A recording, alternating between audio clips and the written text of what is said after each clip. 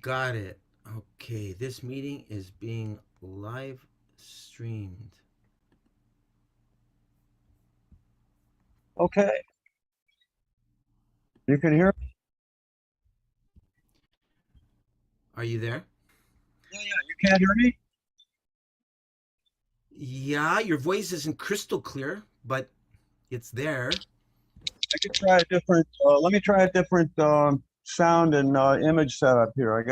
I might have a better microphone. Let me see if I can get a better microphone going on this. I hear you like 85% good. I don't know if it can be better. Oh, I hear you. Your voice is coming through. Okay, you're being recorded now. So Sarvopama Prabhu, my dear godbrother, who I know from Chicago Yatra, we've crossed paths over the years. I remember when I was living in, if I can call it downtown Vrindavan one year, Loy Bazaar. I think it was called Kishori. I forget the name of the place, but you would walk by my window doing Harinam by yourself, and I was completely amazed to see you. So that's one of my fond memories I have of you doing Harinam for the pleasure of the Brijabasis in Sri Vrindavan Dham. So I was listening to your wonderful memories on the Radha Damodar party that you had the privilege to be on, and that I always wanted to join, but I wasn't sure I was rough and tough and austere enough. Though I did, Mahamuni Prabhu did offer from. I went with him on a party in. I joined Christmas Marathon '75 in Chicago. Went out with my can down on State Street, ISKCON Food Relief, and or World Relief, whatever it said, and handed out a candy cane. And I found out that the Afro American mamas, they were the sweetest of all the people that I met on downtown State Street. And I, I somehow or other, by miracle, by Krishna's grace, I was able to get out a full box of BTGs every day. That was my service. 175 BTGs. Don't come home until you get them all distributed. So that, I believe that was the influence of the Radha Damodar party. They were so intensely absorbed in distributing Prabhupada's books.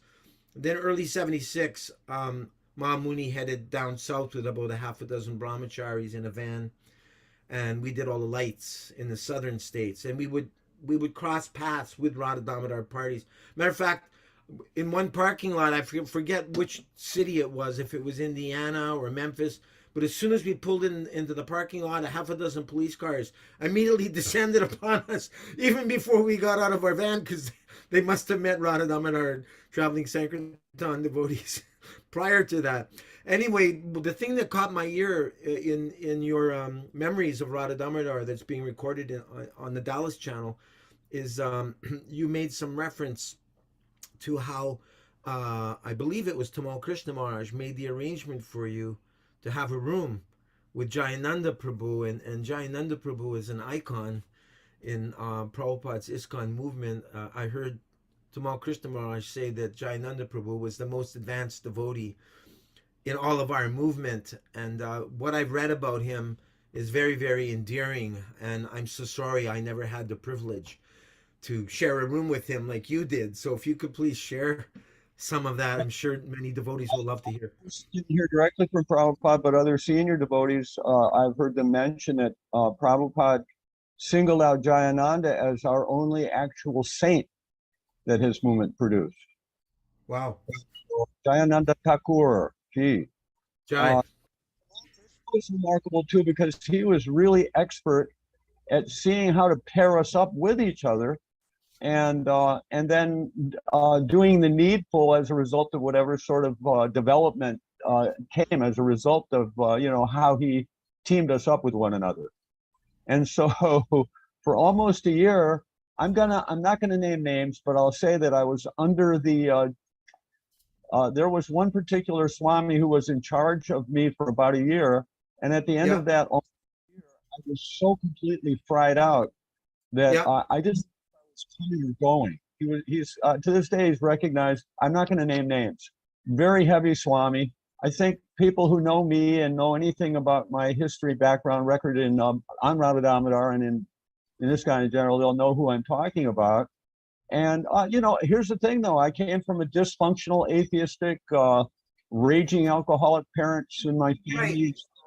I had to be. Right, but when you say fried out, what do you mean? Like pushed very hard to distribute a lot of books? Is that what you mean? Okay, I'll tell you really quickly what our schedule was. We get up from Mangal Artik, even though we're out on the road. We get up, 3 in the morning, and we'd get ready, freshened up, shower, usually, many times with a bucket behind a Kmart or whatever. So Right. we'd get freshened up, and then we'd participate together in a Mangal Artik, Gurvastikam prayers. And then after that, we'd even, if we didn't have Tulsi yet, we'd sing Namo Namah, we'd sing the Tulsi prayers. And then sometime after that, there'd even be a Srimad Bhagavatam class. And then, this, that, and the other thing, have to chant all our rounds. And eventually, 9 or 10 in the morning, we'd be delivered to some parking lot. Right. And we'd work that for a few hours, maybe 2-3 hours or something. And then the Swami in charge of us, he would come around and pick us up around noon or 1 or something. And he'd take us to a county fair, sometimes even state fair. And we'd work that baby till like 11, maybe even midnight. And then we were very sleep deprived, and our diet was Right. not the, our main food was, what was it? It was, Buttermilk and granola. Buttermilk and granola. most of the party. I remember we'd have halva. That was our sweet treat. Okay. Suji, with vegetables. I'm trying to remember what the heck that was called, but anyway, so we were living on a. Upma. It's called upma. Remember a long time. So it was kind of heavy. And one day I was really all played out. I was getting to the point where I was burnt out to the max. And I was at a Kmart, and in the back of the Kmart, I went to kind of take a break, and there was this huge pile of duck boats. It was like a pyramid of duck boats. And I looked at it, and I went, and I climbed underneath this huge pile of duck boats, and I instantly fell asleep under all these duck boats. And I don't know how long I was asleep, but all of a sudden, at some point, I heard on one of the outer duck boats. And I looked over, and here was this, leader of the band, Sannyasi, and he was indicating to me I better come out right away. So anyway, that just gives you an idea and put me back to work. So it was like that. It was very high pressure. As you were mentioning, we were under the gun in so many ways. So I got back to work and one thing or another. So that's just one day in, day in the life on the road, under the gun. And so eventually, though, got to in 76, maybe even late 75. I know it was either 75 or 76. I was making an excuse for my beard by saying the high point of my whole experience in Krishna consciousness was when we got to West 55th, that big building. I think it was Christmas time. And I described how Nanda Kishore, at some point. Right. I was hearing about Santa Claus you were talking about. But where does this? How does this connect to Jayananda? I'm getting there. In other words, Okay. so anyway, I just want to say that my high point was when I was able to dress up with a beard like this and go out, and I was #1 collector a few times and got to get the big luglu, almost as big as a football, luglu treat prize for doing well in my old Santa suit, which I got all excited about. So this is probably connected to the fact that was my biggest, most exciting high experience, out on the pick, doing the pick. So anyway, as far as Jayananda, so Tamal Krishna, he was sensitive enough, to the needs and the mentality and the experience of all of us. And so I think he kind of felt sorry for me because he saw how fried out I was. So I felt that must be why he put me with Jayananda. And then I give the example that when I was on Radha Damodar, if I tried to give any information about, I came from a dysfunctional, atheistic, roaring alcoholic mother and father background family, when I even touched on that information at all, the immediate automatic response, from everyone on the Radha Damodar party I was on, they'd say, that's, material world, that's the material world, that's like the storeroom, you do your business and you get out and you move on, don't even think about it. But the minute I kind of touched on anything like that with Jayananda, his immediate response was, he was much more mature and sensible, very empathic. He immediately said to me, that must have been hard for you. Uh-huh. he didn't have to really do more than that. Just the fact that he was sympathizing a little instead of just kind of paving it over with Right. some part of the philosophy that would shut me down and make me more amenable to any orders and instruction I might then receive to keep on keeping on. So I was very, very appreciative of that. And He then was very human. he was a total sweetheart. He cared about everybody. And more than that, even though he was more advanced than anyone else, he always acted like he was learning from you. He was always acting like he was learning from whoever he was. He acted like everybody was his guru. He really did. That was the way he was. And so at Genuinely humble. so humble, so gentle, so kind. And then but it was so hellish because at the end of the 76th Rath Yatra, where he sacrificed his life for that last Rath Yatra. And he at the end of that, one day he came into the room where we were, and he just come back from the hospital. And he He said to me, came into the room and what? Sorry? that's where we had that room where I was roommates Yes. with, came back to the room one day, and he'd been at the hospital.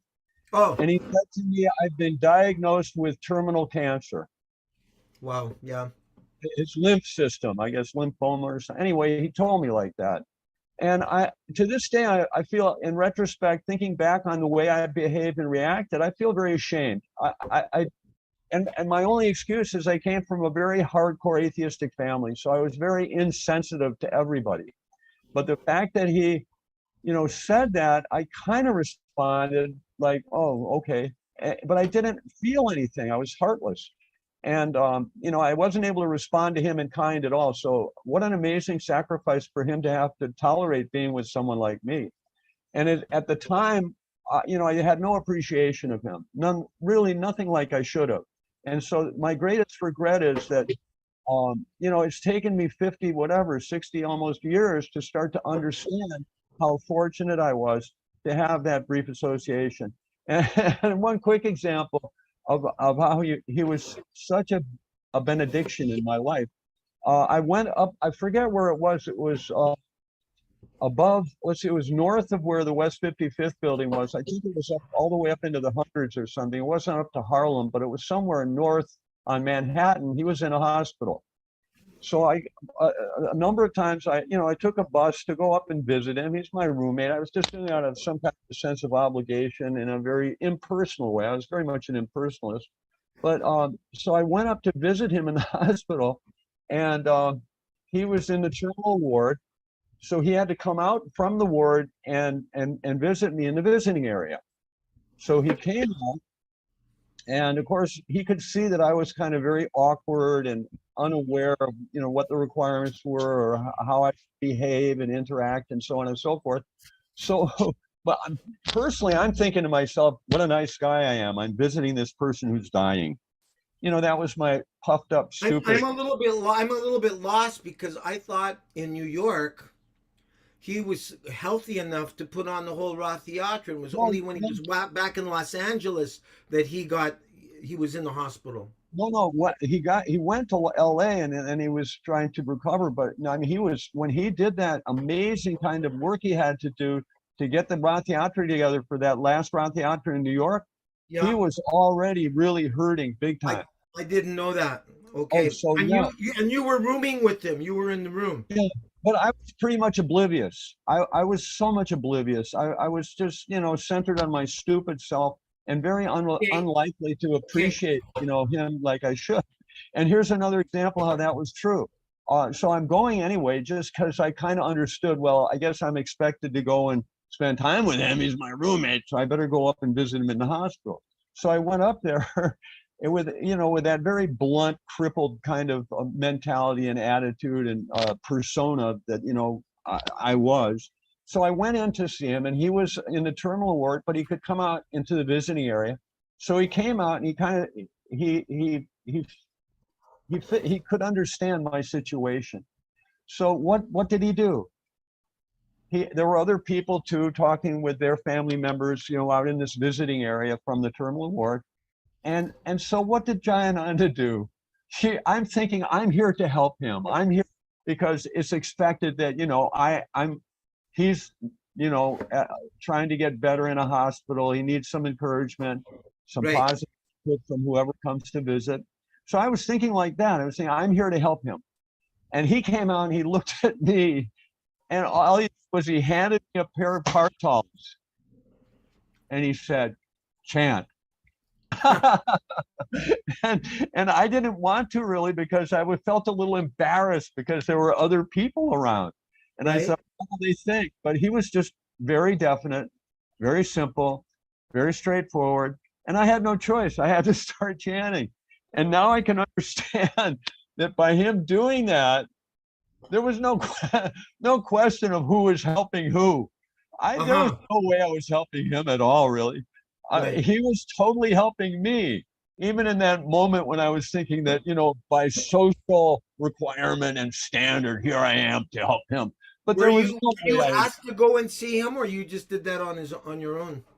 I don't know, back and forth, this, that, or the other conversation. You're his roommate. Maybe someone Okay. said, maybe you ought to visit. I can't Okay. remember the details Okay. of how that played Okay. out, but and then Okay. you might expect. In other words, it was social conditioning and standard expectations got me to the point where, oh, I guess I better go. And so Yeah. I wasn't really into it heart and soul, but I understood it's something I should do. And then the interesting thing about it all was, I'm thinking, okay, I'm doing something that I should do to help another human being. But it was totally the other way around when I got there, by Get it. getting me to simply chant in a public setting and get past the point of where I was just, nervous or embarrassed because So of the you led presence. a kirtan. You led a kirtan. Well, no one else was joining in, and he didn't mind. That didn't bother him. He just understood. Here's someone that really needs to chant Hare Krishna, and so, you mentioned that you saw me in Vrindavan, and I've met for all these years. That must have been maybe, I don't know, 2007, 2008. So I don't so much use kartals anymore. Indra used to tell me that my kartal playing was unforgivably hellish and stupid.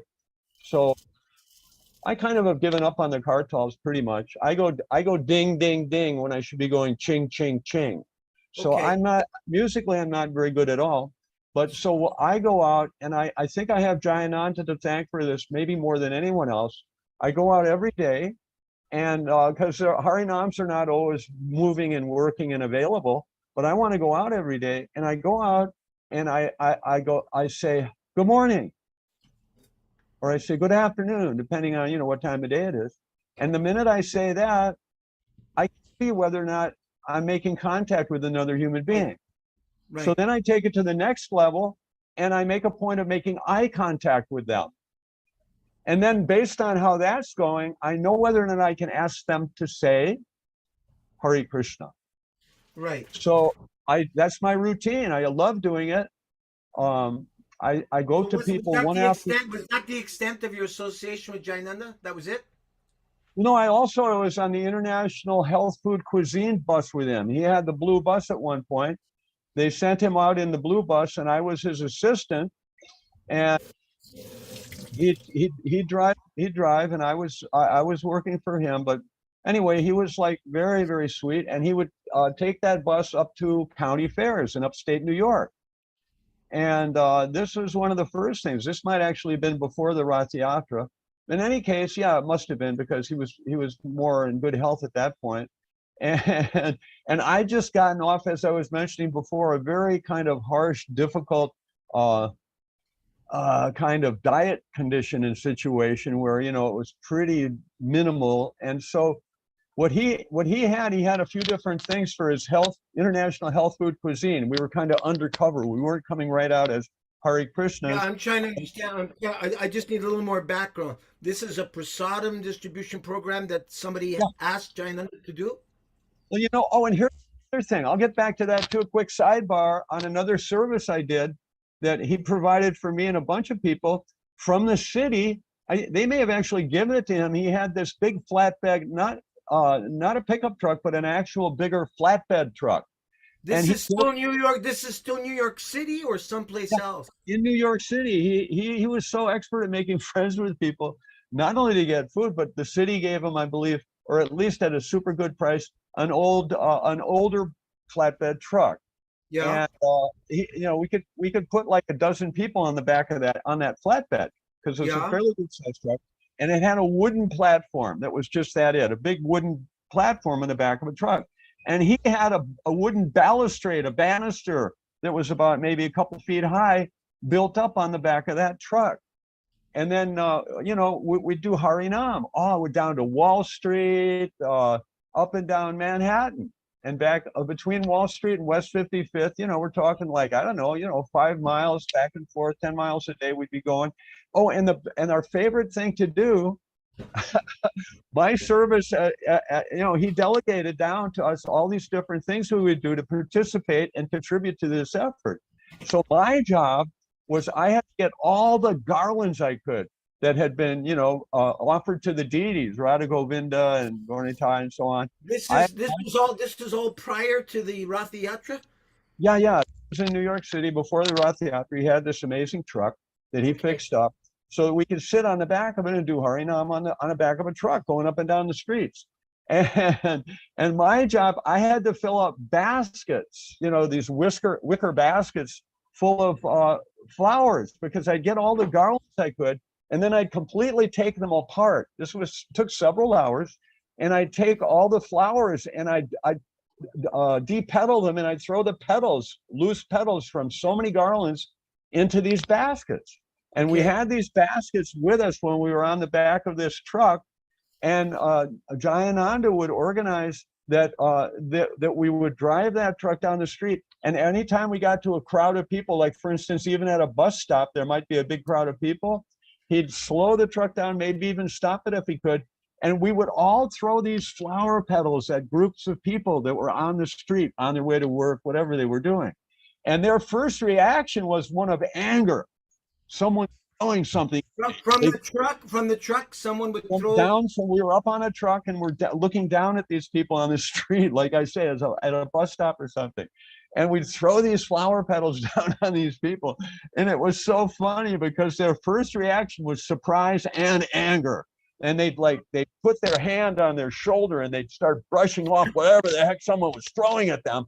And then they'd look and they'd go, "Oh, it's flowers." And they'd start smiling. And then the next thing we do, we'd be tossing down glove johns, or I know maybe burfi, anyway, sweets. We had a good collection. We'd save up a lot of sweets. And so just as they're becoming curious about, wow, where are all these flower petals coming? What is this? And then they'd look up and they'd see that we're tossing down these nice wrapped, sweets with maybe a card with the Maha Mantra, so they'd know where it was coming from, and an invitation to the temple back on West 55th. So Jayananda was like super wonderful organizer to engage and involve so many people in how to do things that were just dynamic in a magnificent kind of way to involve people and to this day, I'm saying that people in New York City, they love the Hare Krishnas. They love us. They love us in New York City. And Hamsarupa is cashing in on that as well. He should. He's brilliant. I love Hamsarupa. My wife and I are going back June 12th. We're going June 8th to June 15th. We're going to New York for the Rath Yatra. We went last year. Hamsarupa. I came up out of the subway. I'm wearing a mask. I get to the front door of the Brooklyn Temple. Hamsarupa happens to be right there at the front door of the temple. He sees me. The first thing he says to me is, he says, "Take that mask off. We don't wear those here." Nice. And I'm telling you, Prabhu, the whole temple was so fired up. They're on the same page. They're spiritual warriors. They're not getting divided against each other. They're not getting shut down. And that Rath Yatra, it was a bigger success than anyone can even imagine. Everyone was so powerful and energetic and working and enthusiastic and enlivened to be involved in that Rath Yatra. And really quickly, we had an announcement the day after Rath Yatra, Hamsarupa. He says to everybody, he says, "I just want to thank you all, because let me tell you what happened." He said, "We were expecting about 10,000 people, but we ran out of the prasadam, the free prasadam distribution at Washington Square Park. in about a little over an hour, because we only had enough for 10,000 people, and at least 20,000 people, maybe even 30. All of Fifth Avenue was totally crowded all the way down to Washington Square Park. It was amazing. It was a miracle. And then he said, but wait, there's more. This is what he then said. He said that when they were setting up in Washington Square Park with a Festival of India and everything, and a stage that we would be chanting on and so on, the police came along and said, we want you to be sure that you can pack this all up and clear it out by sunset. The devotees said, okay. But guess what happened? About an hour, maybe even 2 hours before sunset, the devotees knew it wasn't going to be possible. They went to the police and they said, you know what? You're going to have to give us an extension. We might not be able to put it all together and take it out by sunset. So guess what the cops said? You can stick around as long as you want. And the devotees were wondering why? Why is that? And here was the reason. The police explained, there's these ruffians and rogues and rascals that surround Washington Square Park on four wheels and motorcycles and all these things, and they come roaring in at sunset. It's a tradition that they've stupidly developed. And the cops explain they come roaring in on these big heavy-duty vehicles, and they spray dirt at people off their back wheels that are just obnoxious and stupid and offensive as hell. So the cops, you guys just stick around. So what happened was, all these Rakshasa idiots, they came with their heavy-duty, loud, nasty vehicles, and they surrounded Washington Square Park. And they looked in, and they saw the bright lights and the gentle, sweet people dancing and singing on the stage. And just, it was so peaceful and colorful and beautiful beyond belief. They faded. They just all turned around and disappeared. So Sarupa, he just was thanking everyone. And it was he's a hero. He's a great hero. Sure, he's a great soul. He's the one that finished Prabhupada's Samadhi in Vrindavan after so many years of it being neglected. So going back to Jayananda, how is it that all of a sudden, I'm trying to see the timeline here. When did he have this bus? Was this bus, because you're talking about a Harinam vehicle that's going out on a flatbed truck. You're talking about him building the Rath Yatra site. You're talking about him being in the hospital. So the timeline a little bit disjointed and not chronologically steady with this, because the blue bus happened right away. They sent me with him on the blue bus, and then I think the flatbed truck might have been after that, and then after that was the Rath Yatra. So I guess that would have been 75. And then the end of 75 in December was when I went running out, dressed up like Santa Claus. And then I guess we went to India. In 76 we all flew to India, and so you went to India with Jayananda Prabhu? No, I don't think he was able to go to India. Okay, I'm just trying to focus on your interactions with him. Yeah, I remember one time going out and doing stickers with him, or maybe flowers or something on the pic. Anyway, the main thing I remember about him, and that demonstrated it too, was that whatever we were given to do, he would do it too. He would do it too. If it looked like, we're all going out to do the pic, he would do it. It wasn't like because he was 10 years older than everyone else, he tried to get any kind of, which he easily could have done. He easily could have said, I'm old man, I can't be going out with you. No, without exception, he made a point of surrendering. His great example to each and every one of the rest of us was, above and beyond all else, when there is like some order or, that is given out, we need to surrender as much as possible. And to all together, as an effective spiritual team, we have to get it together and do it and get it done. He wasn't trying to cut any profile or act like he was privileged. He was just another one of the boys. Yeah. That's the way he is. So what's the story about a blue bus? Somebody asked him to go out and do a prasadam distribution. This was his own idea? We were kind of like, for whatever reason, he thought maybe we could do it undercover. So I didn't have to wear a dhoti. I just got to wear regular clothes, my typical parking lot Sankirtan Karmi clothes. So we were both just like that. And he called it International Health Food Cuisine, and was the name of it. He had a sign like that, and we had a booth at different county fairs, and maybe state, but definitely I remember county fairs. And people would come up and we'd give them broccoli pakora. We'd give them a black broccoli pakora with a Who was really the main nice. cook? He was the main cook. Yeah, he was cooking, but he taught me how to cook, and he had me cooking too. And and I remember I was so pathetic because I was so much under the discipline of someone telling, practically, covering every step I made, every step of the way, every Micromanaging. day. Mic- So he was very Micromanaging. easygoing and very mellow and very, he didn't get over on you really heavy and about anything. And so I can remember he was kind of amused because I was so starved, like, oh my God, a pakora. And so I remember one time I made a pakora out of broccoli. It was almost one entire broccoli head. It was so huge. And I ate it.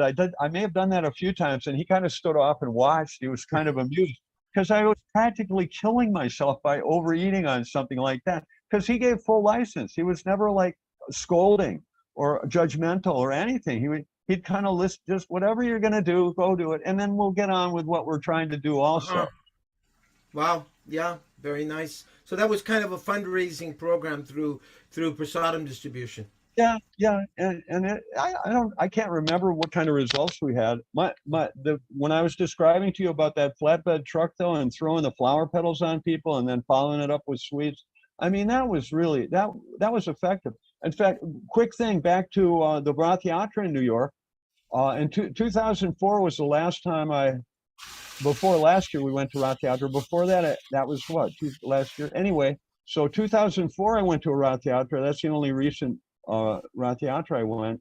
And I went over to the other side of Central Park from where I was, staying as a guest with my brother. He's got a place on Central Park. So I walked across Central Park to where Abhay Charan, your Canadian buddy, he has made those, what an incredible engineer, Abhay Charan. He makes those amazing carts, and I wanted to see him do it. He The pulls fold them up, up. the ones that fold in, they Yeah, fold up. he, Yeah. he opens them up. He pulls these little things that are all squished together. He's a professional engineer. He's Professional engineer. expert, so expert. And so I saw him put together and expand and open up and build all three of the Rath Yatra carts back in 2004. And while I was watching him do that, all this big black lady cop, over 6 foot, big black lady cop comes walking through. And I couldn't help it. I had to stop her. I wanted to. So I talked, and she was super nice. She stopped immediately.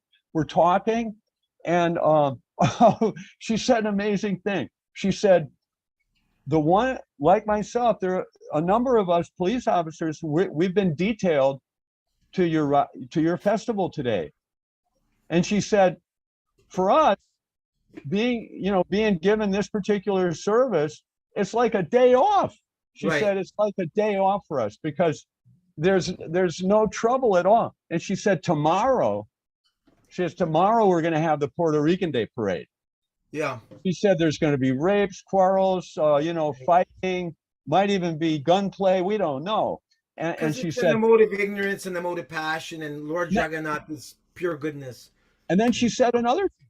She said they've done the statistical, number crunching and this and that, and they've determined that whenever you have your festival, the crime rate actually drops.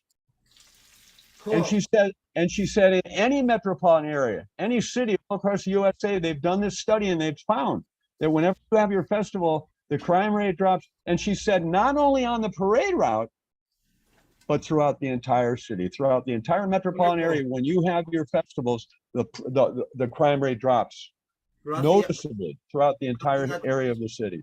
So they love us in New York. They know that about us. All auspicious. So is that pretty much the extent of the time you spent with Jayananda Prabhu? It wasn't that much because I was so stupid. I didn't take the kind of advantage of it that I should have. And I was just very fortunate. And as I say, it's only taken me 50 years of, hearing from other people and maybe reaching some kind of level of maturity where I could begin to understand just how much of a benediction. So it was a few weeks or maybe a month or something? Oh yeah, yeah, maybe a month. I don't know exactly. Hey, one day with him was like an eye opener in a spiritual sense that is incomparable. Yes, you're blessed. You're very fortunate.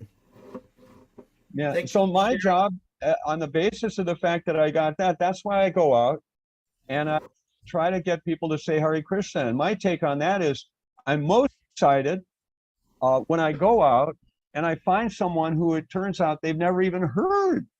I say, can you say Hare? I ask them to say Hare Krishna, and they don't even know. They've never even heard those Yeah, syllables before. yeah, Then when I discover that's my situation, that's when I get most excited, because my understanding is that there's an incredible inverse, uh, uh, ratio thing that goes on.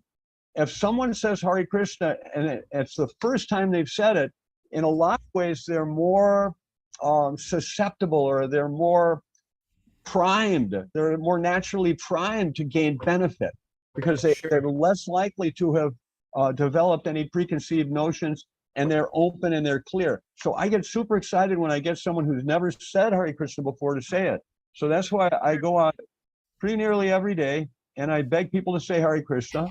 And then when they say Hare Krishna, I throw my arms up in the air and I call it, oh my God, you're beautiful. And then I say, wait a minute. You just said Hare Krishna, but what does it mean? And of course they don't know, especially if they've never even heard before. So I'd say Right. the fact that you can say it perfectly the way you just did shows that it's awesome. Shows you know how to live from your heart. Me up in my head, I worry and stuff, but God's in your heart. You're there with God. God directs your step. You don't have to worry. You have a secret to happiness.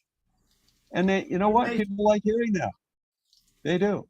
If someone uses that, I can't. I got, my left leg is a half an inch shorter than me. I got 2 broken hips. I got lots of excuses. I got 3 or 4 broken ribs. I'm 7 years old. I can't carry books around. So I take out, invitation cards, on chanting. I'll get people on chanting. So I'm not very powerful, but you know what? I really get a boost. Personally, I get a gigantic boost when I'm getting people to say Hare Krishna. So I do it every day. I go out there, I beg them to say Hare Krishna. And you know what? I love it. I wouldn't trade it for anything. It keeps my life feeling a little bit worthwhile. Like maybe I've got something that I'm offering that is in one way or another helping. So It sounds to me like that flatbed truck program of Ayendra no, was no, work. that Indra had a I little mean, excuse me. I meant to say the flatbed truck program of Jayananda Prabhu may have been a precursor to Ayendra Prabhu's truck going oh, out and doing oh, kirtan. definitely, definitely. And I spent a summer with Romapad Swami. He would ask me to go around to do kirtan at different festivals around New York City. And he was also selling pakoras and veggie burgers and like that. So perhaps what Jayananda Prabhu was doing was also a forerunner of that type of prasadam distribution. Oh yeah, he was way ahead of his time in so many ways, so many ways. Vishnu Jan Swami also did prasadam distribution at fairs, didn't he? Yeah, I believe so. Yeah, he was. I'm on page now. I think it's page number Vyasaki's Radha Damodar Volume 2. Uh Because I huh. have amazing. Vishnu John was the one that he saved me from the wrath of Tamal Krishna more than once, and one time is in the book where um, because as I say, I was from a dysfunctional family. I was very, damaged in so many ways. So when I joined Radha Damodar in '74, we went in Boston. Then we went from Boston down to Florida, and then from Florida we came up to Denver, Colorado.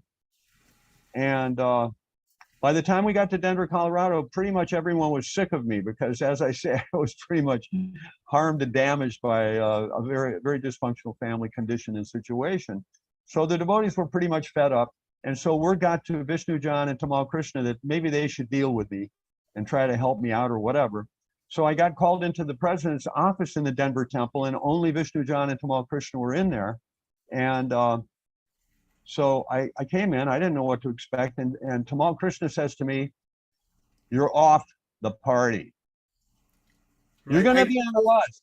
He said, "You're going to be on a bus, but Right. it's not going to be our bus. It's going to be a Greyhound bus, and you're going to be going back to New York to your family." I just And heard that so, in I just heard that in your talk in Dallas. so that's in the book there. There's a record of that. And Vishnu Jan had to save me from the wrath. In that particular moment, Vishnu Jan saved me. Wonderful to hear, Prabhu.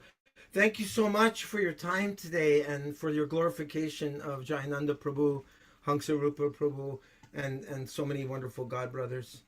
Um, that's great. Thanks a lot. Thank you. And Thank you for, it's inspiring to be reminded of these things. And I thank you very much for, recording it for yeah, people because, yeah. I'm not going to be around that much longer. So hopefully, if I have anything worthwhile from someone like Jayananda, it's maybe, These samskaras also stay in my mind, how he was not a control freak, how yeah, he was not, he never made anyone feel uncomfortable. He was just full of love, full of encouragement. yeah. I think you remember the story. I think it might have been Kamalakanta that described how he took a van full of devotees to a prison. And the whole van was full of, halva and maybe other various sweets. Yeah. And on the way to the prison, where they were going to distribute all that, he said to one of the devotees, let's test this, the prashad. Sure, it's the story I Right. bet. Right. Have you heard this story? Yes. And then so they all sampled it, and by the time they got to the prison, it was all gone. Right. So when they got to the person, the booth, you have to stop and make a declaration of what you're bringing in or who's in the van and this and that. The person in the toll position said, "You can't bring in any food." And all the devotees went, "Whoa!" And Jayananda didn't say a word, but he had an interesting smile on his face. directly guided by Super Soul. So many things, so many things. Thank you He was so much, Prabhu. And Hare Monday, Krishna. Monday, Wednesday night, please join us for Krishna book reading, 7:30 p.m. Rupanuga Prabhu should be there, and Friday Nectar of Instruction. If you, be nice to have your association. So Wednesday, Friday. Monday, Wednesday, Krishna book. Fridays, Nectar of Instruction. Okay, and you put this on your messenger Always message. pinned on the top of my Facebook page, 7:30 Okay, so Eastern Standard Time. Yeah. all right, so I'll All I'll right. try to keep track, and I thank you very much. Hare My Krishna Prabhu. obeisances too. All glories to Srila